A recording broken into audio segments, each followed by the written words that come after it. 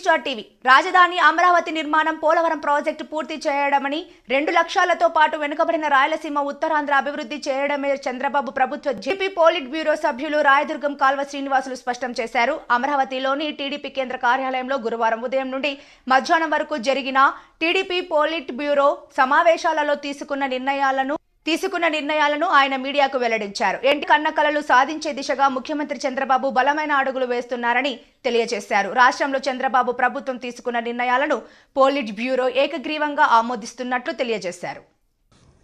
Polit bureau మీటింగ్లో చర్చించినటువంటి అంశాలపైన మేము మీ అందరికీ వివరిద్దామని చెప్పే ఉద్దేశంతో ఈ ప్రెస్ మీట్ పెట్టడం జరిగిందండి.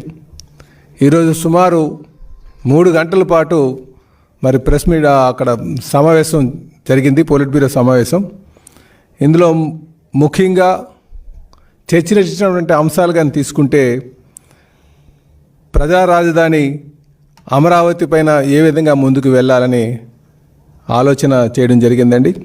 దాంతోపాటు పోలవరం ఏ విధంగా నిర్మాణం చేయాలి, ఎందుకంటే మేము 2014-19 మధ్యన జగన్మోహన్ రెడ్డి గారు విధ్వంస పాలన ఫేక్ ప్రచారాలపైన ఈయన సోషల్ మీడియాని ఆసరాగా చేసుకొని అనేక తప్పుడు ప్రచారాలు చేస్తున్నటువంటి దానిపైన కూడా మరి చర్చించడం జరిగిందని చెప్పేసి తెలియజేస్తున్నాం.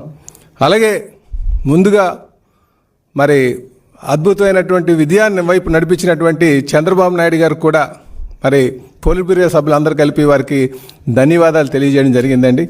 దీంతోపాటు ఈ విజయం అందించినటువంటి ఎన్డీఏ పక్ష నేతలకు, కార్యకర్తలకు, ముఖ్యంగా తెలుగుదేశం పార్టీ నాయకులకు, ప్రజలకి కూడా ఈ సందర్భంగా పోలిట్ బ్యూరో వాళ్ళకి ధన్యవాదాలు తెలియజేయడం జరిగిందని కూడా ఈ సందర్భంగా తెలియజేస్తున్నాండి.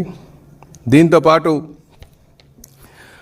నామినేటెడ్ పదవులపైన ఏ విధంగా, ఎందుకంటే ఆహర్నిశలు కష్టపడినటువంటి కార్యకర్తలకి సముచిత స్థానం కల్పించాలి, ప్రభుత్వంలో భాగస్వామ్యం చేయాలన్న ఒక ఉద్దేశంతో వాళ్ళకి నామినేటెడ్ పదవి ద్వారా వారికి సముచిత స్థానం కల్పించి వారికి గౌరవం ఇవ్వాలన్న ఒక ఆలోచనతో మరి దానిపైన కూడా సుదీర్ఘంగా చర్చించడం జరిగిందని చెప్పి తెలియజేస్తున్నామండి. ఇలాగా వీటితో పాటు సభ్యత్వ నమోదు కార్యక్రమం కూడా రాబోయే రోజుల్లో మాకు ప్రతి ఏడాది అక్టోబర్-నవంబర్లో సెప్టెంబర్-అక్టోబర్ అని పాలిట్ బ్యూరో సభ్యులందరూ కూడా మా నాయకుడు చంద్రబాబు నాయుడు గారిని ప్రశంసించడం జరిగింది. 5 సంతకాలతోనే ప్రజల్లో ఒక గొప్ప నమ్మకాన్ని ముఖ్యమంత్రిగా చంద్రబాబు నాయుడు గారు కల్పించగలిగినారని కూడా పాలిట్ బ్యూరో సభ్యులందరూ కూడా కొనియాడడం జరిగింది. ఈ 5 సంతకాల అంశాల అమలులో కూడా చకచకా జరుగుతున్న నిర్ణయాలు, ప్రజలు ముఖ్యంగా నిరుద్యోగులు, రైతులు, వీటి వల్ల లబ్ధి పొందే నిరుపేదలు, అన్నా క్యాంటీన్లు లాంటి వాటి వల్ల లబ్ధి పొందే నిరుపేదలు, వీళ్ళందరినీ దృష్టిలో పెట్టుకొని తెలుగుదేశం పార్టీ ఏ పునాదుల మీద అయితే ఏర్పాటైందో ఒక సంక్షేమ శ్రేయో రాజ్యాన్ని ఆంధ్రప్రదేశ్ రాష్ట్రంలో స్థాపించాలని ఎన్టీ రామారావు గారు కలలు కన్న ఆ విస్తృత ప్రయోజనాలను సాధించే దిశగా తొలి బలమైన అడుగులు చంద్రబాబు నాయుడు గారు వేశారు ముఖ్యమంత్రిగాని పాలిట్ బ్యూరో సమావేశం అభిప్రాయపడింది. మరి వీటితో పాటు ఇందాక చెప్పినట్లు 2 కళ్ళు లాంటి, రాష్ట్రానికి 2 కళ్ళు లాంటి అమరావతిని పట్టాలెక్కించడం, పోలవరాన్ని సాధ్యమైనంత త్వరగా పూర్తి చేయడం, ఈ 2 ప్రధానమైన లక్ష్యాలతో పాటు వెనుకబడిన ప్రాంతాల అభివృద్ధికి పెద్దపీట వేయడానికి ఈరోజు తీసుకుంటున్న నిర్ణయాలు చాలా దోహదం చేస్తాయని కూడా పాలిట్ బ్యూరో అభిప్రాయపడింది. ఎందుకంటే వంశధార, గోదావరి, కృష్ణా, పెన్నా నదుల అనుసంధానం, వీటి వల్ల ఆంధ్రప్రదేశ్ రాష్ట్రంలో భవిష్యత్తులో అంటే ఒక దశాబ్ద కాలంలో ప్రతి ఎకరాకు నీళ్ళు ఇవ్వచ్చని బలంగా నమ్ముతున్నాడు మా నాయకుడు చంద్రబాబు నాయుడు గారు. ఒకవైపు వెనుకబడిన ఉత్తరాంధ్రకు సాగునీటి సదుపాయాలు పెంచడంతో పాటు అత్యంత కరువు పీడిత రాయలసీమకు కృష్ణా జలాలతో పాటు గోదావరి జలాలను కూడా అందించాలనే తపన చంద్రబాబు నాయుడు గారిలో స్పష్టంగా కనిపిస్తూ ఉంది.